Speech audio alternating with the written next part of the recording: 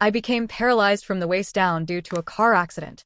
During my treatment, my attending physician Michael Green pursued me, and I agreed to be with him. We've been together for 2 Christmases now. Just as I was considering whether to have a long-term relationship with him, I overheard his conversation with friends. Michael was speaking with his friends at a bar, unaware that my assistant, Emma Carter, had recorded it. In the video, Michael's polished demeanor vanished. He tossed his coat onto a booth, loosened his tie, and propped his feet on the table, exuding a careless arrogance. He laughed, saying, "Rich women with disabilities are easy to manipulate. A few kind words, and they're hooked. Once she funds my private clinic, I'm done with her. Who'd want to stay with someone like that?" I've been repulsed by her for months. Watching the video, I realized how convincing his act had been. Those 2 winters of tender moments were nothing but a performance. Emma asked if I wanted to cancel our engagement plans. I touched my stomach, feeling a faint flutter, and said calmly, "No need." The video continued. Michael, who never drank in my presence, expertly ordered drinks, clearly at ease. His friend teased, "Dr. Grayson, you're finally out having fun. Are you really going to stick with her forever?" Michael smirked, sipping his drink. Forever? These past 2 years have been torture. If it weren't for her money, I wouldn't bother. My clinic opens in a few days, and her $30 million in funding is my reward for putting up with her. Another friend chimed in. Reward? She lets you live in her estate, drive her fancy cars, sends you monthly allowances, and bankrolled your clinic.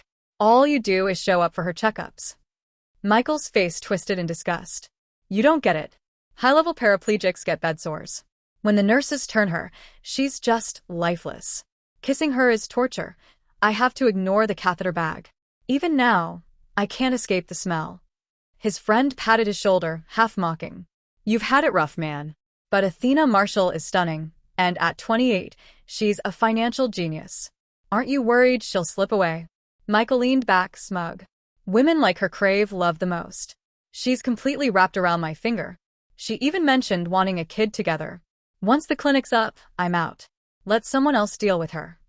Emma asked again, Miss Marshall, should we cancel the engagement? I toyed with the sapphire ring on my finger and said, no need. We'll find someone else. Plenty of men out there. Emma handed me a tablet with profiles of eligible bachelors. I scrolled, pausing on one photo. Him, I said. Let's try him for a few days. I wasn't looking for love, just someone to keep me entertained. If they overstep, they're replaceable. Emma nodded and got to work arranging it. Alone, I reflected on Michael's betrayal. When he first courted me, he'd held my hands and vowed, I'll be your strength, carrying you wherever you need to go. During grueling rehab sessions, he'd stayed by my side, whispering encouragement. I never fully bought his sweet words, though. Surviving the accident taught me I wasn't the same person I once was, and I didn't need a mirror to know it. Michael's good looks had drawn me in initially. After I left the hospital, he moved into my estate, eagerly taking on tasks like cooking, driving, and managing my travel plans, tasks already handled by my staff. Since he insisted I let him, Emma calculated his pay based on market rates for caregiving and companionship, $120,000 a month, though I docked his pay for lackluster performance in certain areas. He thought we were in love. To me, he was just an employee. If Michael had maintained his facade consistently, he could have kept this lucrative job forever. But the man in the photo I'd chosen intrigued me. Emma mentioned he'd applied for the role 3 times, even offering to work for half the salary, $60,000 a month.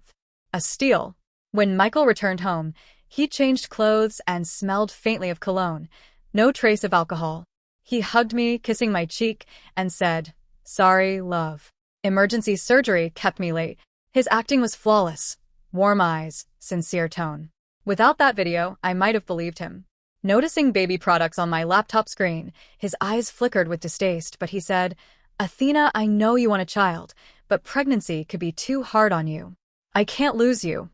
I replied coolly, is that so? And turned away. He wasn't worth my words anymore, an employee on his way out. Michael kissed me again, murmuring, no baby needed. You're my everything. I'll run you a bath and carry you up soon. He headed upstairs. I texted Emma, book a prenatal checkup for tomorrow. My period was late, and I needed confirmation. The thought of seeing my baby's test results filled me with quiet joy, making it easier to smile at Michael's routine care. His leg massages, a skill from his medical training, kept my muscles from wasting away and my skin soft. If not for his constant phone checking, he'd be a solid caregiver. After carrying me to bed, he kissed my forehead. Rest, love. I've got paperwork to finish, but I'll be back soon. In his study, I overheard him on the phone. Clara, don't worry. I'd never let Athena have my kid. You're the only one I want carrying my children. She's just a means to an end. Clara was his childhood friend. I was asleep by the time he returned. The next morning, Emma took me to the hospital for my checkup while Michael slept. He later found the marriage registration form I'd left out. As a major hospital investor, I used a private entrance for my appointment. Only the director, Dr. Nathan Wells, and my doctor knew I was pregnant. Seeing the tiny dot on the ultrasound, my heart swelled with love. Emma said, "Ms. Marshall, the candidate you selected is here, downstairs." "Already?" I asked, surprised. "He just transferred to this hospital," she explained. I tucked away the ultrasound and said, "Let's meet him." Emma wheeled me to the elevator. When the doors opened, a tall man in scrubs greeted me with a warm smile. "Ms. Marshall, I'm Daniel Wells, your new personal assistant." In a private room, I asked, "You're a doctor. Why take a job as my assistant?" Daniel was blunt. "You're wealthy, brilliant, and beautiful. Who wouldn't want a shortcut to success? Anything Michael can do, I'll do better." I liked his honesty. Unlike Michael's veiled greed, Daniel's transactional approach was refreshing. He shared his background thoroughly, down to his childhood hobbies. I handed him a contract.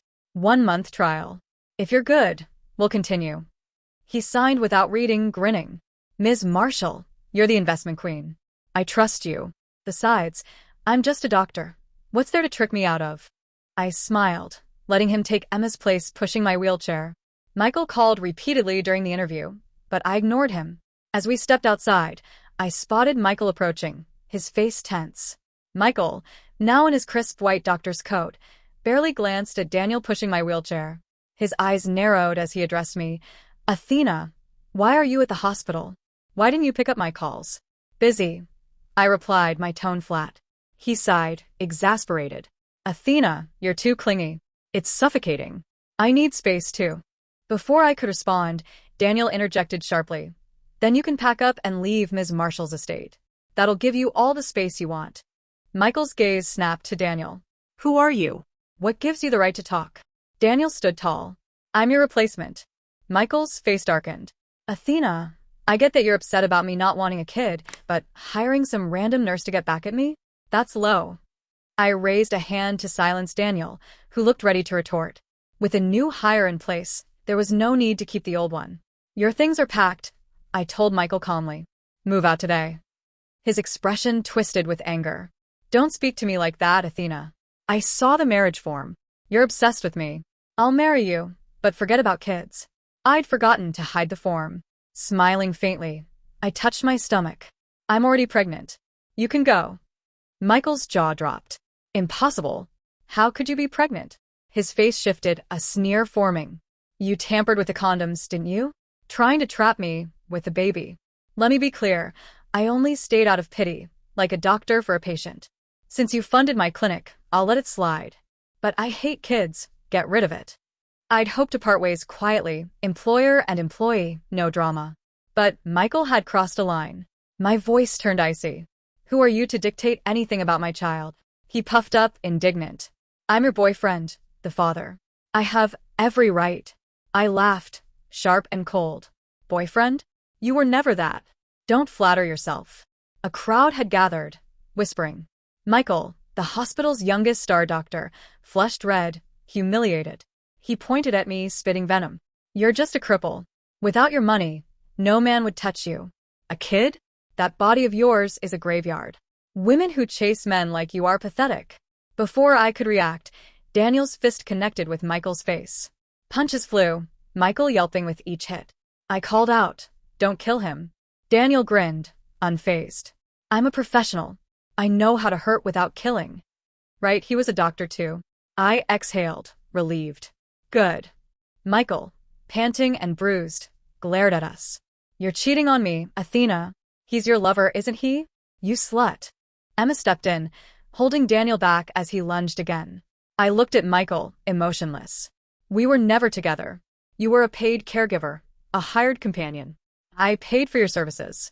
Cheating? You thought this was a romance? Emma added, crisp and professional. Ms. Marshall is an investor who doesn't make bad deals. Your monthly payments were for your work, nothing more. Michael's face crumpled, his pride shattered. Then, as if struck by a thought, he smirked. You're pregnant with my kid. Beg me, throw in another $50 million as an apology, and I might marry you out of pity. I looked at Michael, pity in my eyes. This child isn't yours. He froze, then exploded. Impossible. His voice turned vicious. You slept with other men. Someone actually touched a cripple like you? You must have paid a fortune. Who'd want a lifeless thing like you otherwise? I signaled for security, but Daniel was faster, his punches landing with sickening thuds. Michael cursed, calling Daniel an adulterer and me worse, until he was begging for mercy. I didn't want a spectacle ruining the hospital's reputation. It would hit my profits. Clearing my throat, I said, Enough, Daniel. Like a guard dog called to heel, Daniel stopped mid-swing. I wheeled closer to Michael, sprawled on the floor, and said coldly, You should work on your skills if you want to live off a wealthy woman. Focus on that instead of making a fool of yourself. Without another glance, I left with Emma and Daniel. Outside, Daniel still simmered with anger. I teased. So eager to impress during your trial period? His face fell, and he lowered his head. Sorry, Ms. Marshall. Did I cause trouble? Will this hurt the hospital? His concern surprised me. You know I own this hospital? Even Michael didn't. Michael would never have dared curse at me here if he knew. Daniel's eyes flickered with guilt. I found out online. I smiled, intrigued. Thorough research for a job application. I didn't press further. I invest in many companies anonymously to avoid complications. This hospital was one of them, my name absent from public records. Yet Daniel knew. His background must be more connected than he let on. Still, it didn't matter. He'd signed a contract, and he was my employee now. Good performance deserved rewards. Name your price, I said. Car? House? Daniel shook his head. I just want to pass probation and stay on permanently. His refusal was rare. Michael, over our 2 winters together, constantly hinted at his sacrifices, angling for raises. The hospital paid him the highest salary, despite his mediocre skills, feeding his delusion of brilliance. He thought other hospitals undervalued him, that only his own clinic would match his talent. Besides his salary, I'd given him cars and even covered his friend Clara's tuition and expenses. 3 days ago, I'd secured her a job at a top firm, no competition required. I wouldn't claw back what I'd given Michael. Those were payments for his services, fair and square. But I had Emma cancel Clara's job. With Michael out of my life, his family was no longer my concern. After leaving the hospital, I instructed Daniel to head back and complete his onboarding paperwork instead of following me. Michael, meanwhile, struggled to his feet, his polished facade gone. Blood stained his clothes, and his face was swollen from Daniel's punches. Noticing the crowd still staring, he snapped, What are you gawking at? Scram. He turned to a nearby security guard, jabbing a finger. Your security. You just stood there while I was attacked? You're supposed to stop troublemakers. I'm reporting you to Dr. Wells, and you'll be fired. What Michael didn't know was that I personally selected the security teams for every company I invested in, including this hospital. They were highly trained, knew me by sight, and were sworn to keep my identity as an investor confidential. Fuming, Michael stormed into Dr. Nathan Wells' office to complain. Nathan, the hospital director, responded calmly, I don't have the authority to fire security personnel. Michael blinked, incredulous. I'm a key doctor here. I demand a guard's dismissal, and you're saying you can't do it? Nathan's smile was polite but firm. Dr. Grayson, you verbally abused a patient in the hospital, causing a serious disturbance. If someone recorded your outburst and it went viral, it would ruin our reputation. I'm afraid you'll need to find employment elsewhere. Michael was floored, his bruised face contorting further. He'd come to get the guard fired, only to lose his own job. Nathan, think carefully, he said, trying to stay composed. I'm the best doctor you have. Losing me would hurt this hospital. Nathan's smile didn't waver. Dr. Grayson, your skills are well known. I'm sure you'll find great opportunities elsewhere. The words soothed Michael's ego slightly. With his private clinic set to open soon, his anger faded. As he left the hospital, carrying his belongings, he held his head high, radiating arrogance. On his way out, he called Clara. Clara, I ended things with Athena. You're my girlfriend now. I'm sorry for making you wait. Clara had just received a call from the HR department of the prestigious company I'd helped her join, informing her that her job offer was rescinded due to an HR error. 3 days earlier, she'd received the offer and boasted about it on social media, basking in her classmates' envy. But with the call on speakerphone, her peers overheard the rejection and began mocking her, tearing down the flattery they'd once offered. Humiliated, Clara fled the classroom in tears, planning to call Michael for comfort when his call came through. Hearing his news, she stopped crying and asked nervously, "Didn't you say you'd wait until your clinic opened to leave Athena? It's 2 days away. Is something wrong?" Michael scoffed. "The next 2 days are just for final touches, decorations, cleaning. Nothing can go wrong. I plan to let Athena share the clinic's opening, out of pity for her, considering our 2 winters together and her condition. But she's shameless, hooking up with another man and getting pregnant. I can't stand disloyal women, so I ended it early." Relieved, Clara said, "As long as the clinic's fine." Then she tearfully recounted her job loss. Michael soothed her. "Those classmates mocking you? They'll regret it. You'll be the clinic director's wife. They'll be stuck as employees at best. You're above them. Don't care what they say." Clara perked up, imagining her peers' jealousy. As Michael walked out of the hospital, still on the phone, he crossed paths with Daniel returning to complete his onboarding. Daniel overheard Michael's conversation, his face darkening with anger. Michael, wary of Daniel's earlier display of strength, didn't dare confront him. Instead, he put on a bold front. "Think you've won by latching onto Athena? If she can toss me aside today, you're next. Women like her have issues, hard to handle. I'm free now, but you'll suffer soon enough." Before Daniel could respond, Michael hurried away. In Nathan's office, Daniel burst out, "Dad, why let Michael go? I could have taught him a lesson if he stayed." Nathan patted his son's shoulder. "Keeping him would upset Ms. Marshall. It's better this way." Daniel's expression softened. Nathan grinned. "Got what you wanted yet?" "Not quite," Daniel replied, smiling. "I'm still on probation. Haven't secured the permanent spot." Nathan chuckled. "Better work hard to lock it in." Back at my estate, I settled in to tackle some work. An email from overseas lit up my screen, boosting my mood. The exoskeleton I'd ordered years ago was complete and had shipped to the US. This cutting-edge device, controlled by brain signals, was designed for comfort and precision, a collaboration with an international lab to help me walk and maybe even run again one day. After 2 years, it was ready. 2 pieces of good news in one day. I touched my belly, smiling. "You're my lucky charm, little one." That evening, the exoskeleton arrived, delivered by none other than Daniel.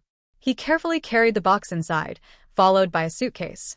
Seeing my confusion, he explained, "I ran into the delivery guy at your gate and brought it in. Also, as your personal assistant, I should be available 24/7. Mind if I move in?" His eyes held a flicker of worry, as if bracing for rejection. I smirked.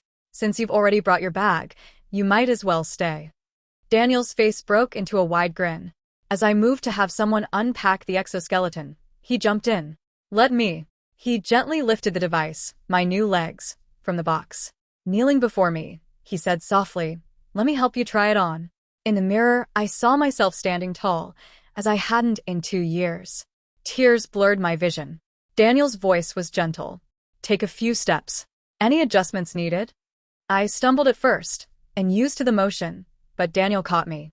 After a few tries, my steps grew confident, fluid. I circled the estate, sweat beading on my forehead, and grabbed Daniel's hand, laughing. "It's perfect, like real legs." His eyes softened, and he laughed with me. "As long as you're happy." When my excitement settled, I sat on the sofa, sipping water he handed me. Fixing him with a look, I asked, "Who are you really? Why get close to me?" Daniel's smile faltered, his words stumbling. I set the glass down with a sharp clink. "If you won't talk, I'm going to bed." As I stood, he grabbed my hand, voice urgent. "I'm Nathan's son. I got close because I want to pursue you." I stared at Daniel, stunned. "You're Nathan's son? Then you must be—" My gaze dropped to the exoskeleton that had just let me move freely. "You're the lead developer, my business partner?" Daniel nodded, sheepish. He'd known of me for years through finance journals and planned to pitch me as an investor through his father, Nathan. But my accident happened before he could reach out. By a twist of fate, my paralysis aligned with his research on exoskeletons to restore mobility. Through Nathan, my team partnered with his lab. We communicated often via email and video calls, but for confidentiality, Daniel kept his face off screen, and my representative signed the contracts due to my mobility challenges. We'd never met in person. That explained how he knew I owned the hospital and why he handled the exoskeleton so expertly, asking about adjustments after fitting it. His ears reddened as he confessed, "Every time we talked, I admired your brilliance. The more I learned about you, the more I fell for you. I knew you had a boyfriend, so I stayed back." "Then why now?" I asked. His face hardened. "When I returned to the country, I overheard Michael trashing you at a bar, saying vile things. He didn't deserve you. That's when I decided to pursue you. Why not reveal who you were up front? Why become my assistant and work at the hospital?" His face flushed brighter. "I thought you liked doctors, and it'd let me care for your legs. As your assistant, I could get close faster, prove I'm better than Michael." He paused, then added quickly, "But we'll wait 3 months. The baby's too fragile early on." I smirked, realizing we were on the same page. Nathan must have told him about my pregnancy. I accepted his pursuit, promising that if he passed probation, we'd marry. While my life flourished, Michael's unraveled. On his clinic's opening day, he arrived with Clara, only to be stopped by security. "I'm the director," he snapped. "Let me in." Clara chimed in. "I'm the director's wife." The guard's face was stern. "The director's already here. Who are you imposters?" Michael protested. "This is my clinic. I'm Michael Grayson." The guard blocked him. "The director warned us about you specifically." Clara shrieked. "Let us in.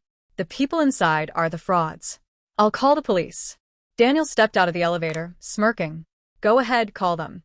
Wonder if they handle cases of brothers romancing their childhood friends." He faced Michael mockingly. "You live off Athena's money, while cheating with Clara. You're both shameless." Michael pointed, furious. "What right does a guy like you, leeching off women, have to judge me? This is my clinic." The guard looked to Daniel. "Call the police?" Michael gaped. "You're the director? You stole my clinic?" Daniel's smile was cool. "Stole? It was never yours. Athena decides who gets it." Clara clutched Michael's arm. "You said it was yours. You swore nothing could go wrong in the last 2 days." "I told everyone I'd be the director's wife." Michael, clueless about the mix-up, snapped, "Quiet. How was I supposed to know? Athena promised me the clinic. The paperwork was done." Daniel's tone turned icy. "She was going to give it to you, but you didn't deserve it. So I took it." Michael lunged, but his earlier injuries stopped him. He stormed off, Clara trailing, demanding answers. Furious, he slapped her. "This is your fault. If you hadn't nagged about dumping Athena, I wouldn't have rushed and lost everything." Clara, shocked, touched her cheek. Michael had always doted on her in their decade-long friendship. Now he was hitting her publicly. She pounded his chest, screaming, "You hit me? Over her?" Michael, desperate to salvage his losses, fired from the hospital, his clinic gone, found Clara's cries grating. He shoved her to the ground. "Compared to Athena? You're nothing. She's the investment queen, even with her condition. You just dragged me down." Clara, already shaken, broke. She shouted, loud enough for passers-by to hear, "You lived off her money, lied to her, called her disgusting behind her back. You told me I was your true love, made me wait. Now she's done with you and you blame me? You're a coward who preys on the disabled." Bystanders recorded the scene, and it went viral. People traced Michael's former hospital, exposing his subpar medical skills. When they learned he'd been fired, the hospital's reputation soared. Michael, unaware of the online storm, returned to the apartment I'd given him, frantically job hunting. No hospital would hire him. A friend sent him the viral video, revealing he'd been blacklisted. Clara, meanwhile, capitalized on the attention, becoming an influencer, exposing Michael's deceit while hiding my identity, framing herself as an innocent victim. She began sharing other stories of betrayal, gaining fame. When Emma told me, I smiled. She's resourceful. I had no time for their drama. The exoskeleton project was a success, and I was partnering with hospitals to make it affordable, helping others walk again. Witnessing others with disabilities rediscover joy through the exoskeleton, running freely, stirred my heart. The device was reigniting hope for countless lives. Financial magazines featured me again, dubbing me not only the investment queen but also philanthropy champion. As I wrapped up an interview with a national outlet, Michael appeared, watching me laugh and stride confidently with reporters. His eyes brimmed with regret. Blocking my path, he softened his expression. "Athena, can we talk?" The reporter excused herself, leaving us face to face. Michael's voice echoed the charm of our past 2 winters together. "It's amazing to see you walk again. I'm so happy for you.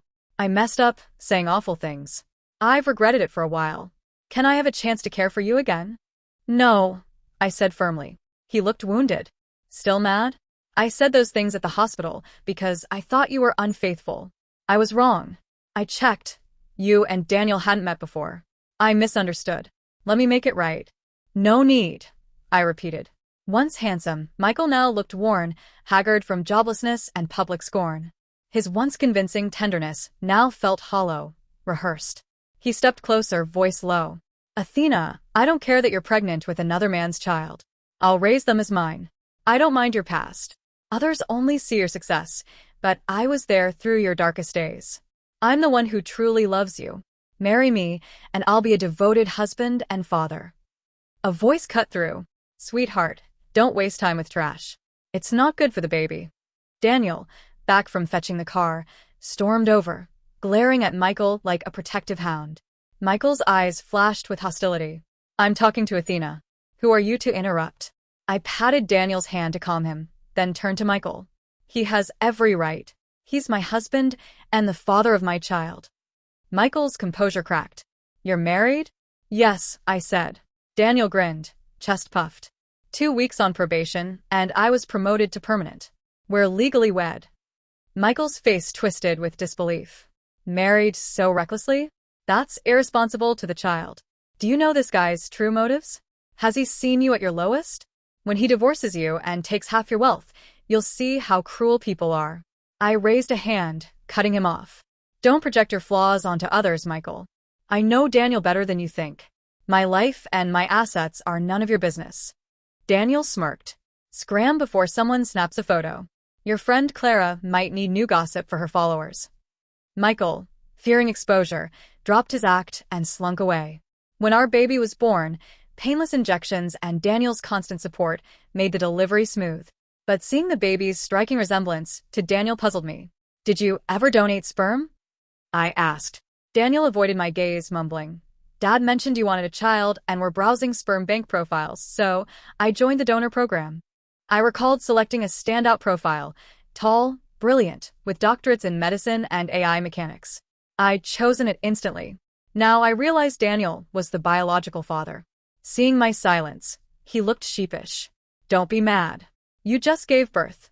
Anger's bad for recovery. Punish me later when you're stronger." I smiled, touching his cheek. "Why would I be mad? You earned your place as my husband, and I chose you as my child's father." Everything had fallen into place perfectly. As the investment queen, my choices were never wrong.